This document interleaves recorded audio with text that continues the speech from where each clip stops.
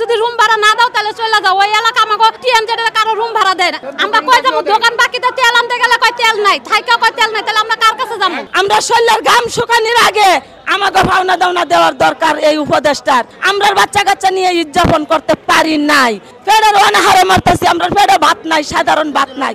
আমাদের খালি ডেট দেয়, এই আজকে দেব, কালকে দেব, এই 6 তারিখে দেব, এই 22 তারিখে দেব, এই 15 তারিখে দেব, কিন্তু এরকম ডেটের উপরে ডেট দিতে দিতে আজকে 6 মাসে নিয়ে ঠেয়াইছে। পুলিশ আইসা আমাকে ভয় দেখায়। আমরা কি কাজ করি নাই?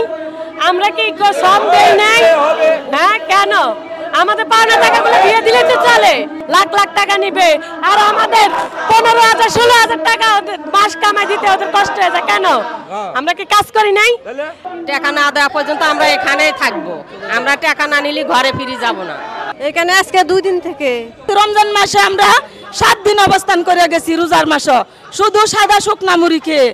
আবার ঈদের পর দিয়া 9 দিন আমরা অবস্থান করছি এই জায়গাতে আবার যমুনায় গেছি।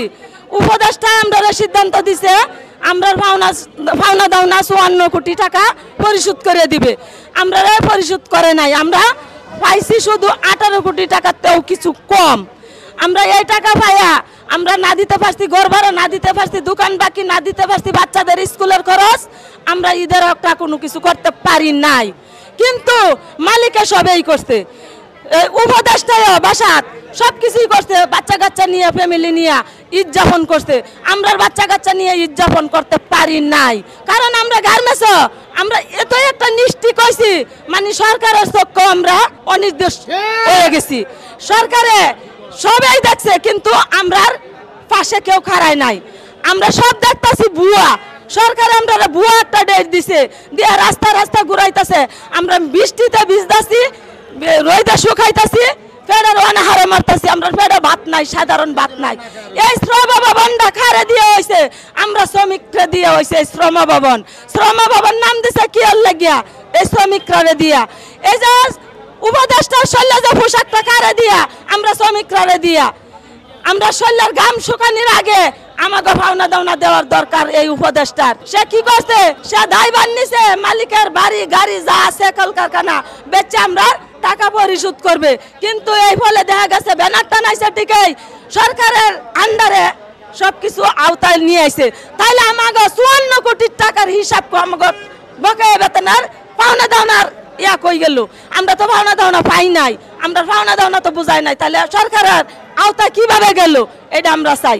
6 মাস ধরে ডেট দেয়, এখন পর্যন্ত আমরা মনে করেন যে এখানে আসি যাই, কোনো কাজ হয় না। এবং কি সরকারি লোকও তারা সম্পূর্ণভাবে জানে, কিন্তু জানাও তারা না জানার ভান ধরে। কেন ধরে? আমরা তো মনে করেন যে টাকা 10টা টাকা পাবো বিদয় দেখে আমরা আসি, টাকাটা আমাদের দিয়ে দিলে আমরা চলে যাব, তাই না? কিন্তু সে জায়গায় আমাদের কি করে?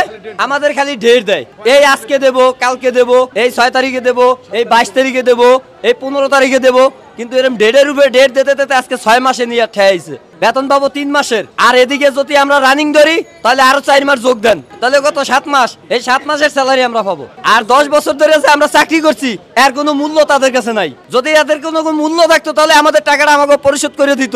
এই ঈদটা গেছে, ঈদের ছুটির টাকা পাই না, বোনাস পাই না, আর অন্যান্য মানুষে চাকরি না করিয়া হেরা ঘরে বইয়া বইয়া টাকা পায়। কেমনে ভাই? কি কারণে ভাই? সচিবেরা লাখ লাখ টাকা দিয়ে গরু কিনে, আর আমরা পারি না মনে করেন এক টুকরা ঈদের দিন মাংস খাইতে। কেন? কি কারণে পারি না?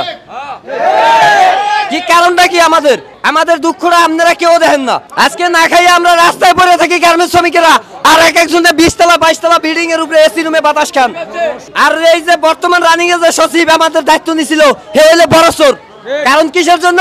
হে আমাদের সম্পত্তি কিছু জানে, টাকাও হের গেছে। হ্যাঁ, সিডি দেওয়ার সাথে সাথে আমাদের টাকা পাস হয়ে যায়, কিন্তু সে সিডিটা দেয় না। কেন দেয় না? কি কারণে দেয় না? সে যদি না পারে সে পদত্যাগ করে যাক। 6 মাস ধরে টাকা পায় না, একের পর আমাকে ডেট দিতেছে, অমুক তারিখ আসো, এই পর্যন্ত আমাকে কোনো টাকা দিতেছে না। রাইতের পর আমরা এই জায়গা না খাইয়া দিন কাটাইতেছি। কারো যদি কোনো সমস্যা দেখা দেয়, পুলিশ আইসা আমাকে ভয় দেখায় যে অমুক জায়গায় যাওয়া যাবে না, অমুক জায়গায় যাওয়া যাবে না। কালকে 5 জন লোক চাইছে, ওই লোকেরা গেছে, তাদেরকে কোনো এলাও করে নাই। তাহলে আমরা কার কাছে যাই যে যারা একটা কথা বলবো? এরকম কোনো লোকও পাইতেছে না। আমরা রোজার মাস থেকে এই জায়গায় টাকার জন্য আসতেছে, যাইতেছে।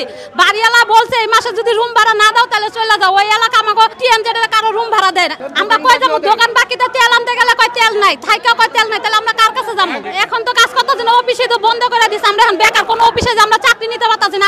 আমরা চাকরি নিতে গেলে আমাকে থেকে বাইর করে দিতেছে, তাহলে আমরা কই যাবো? সজীবে আমগো টাকা দেওয়ার কথা ছিল, মালিকে টাকা দিছে, হ্যাঁ বলে যে মালিকে সব টাকা দিয়ে দিছে, কিন্তু আমরা এই পর্যন্ত এখনো টাকা পাই নাই। তাহলে আমাকে এই টাকা কই গেছে? তাহলে আমরা এই বিচারগুলো কার কাছে দিব? পুলিশ একটু পর পর আইসা আমাকে হুমকি দিতেছে, তাহলে আমরা কার কাছে যাই বিচার দিব?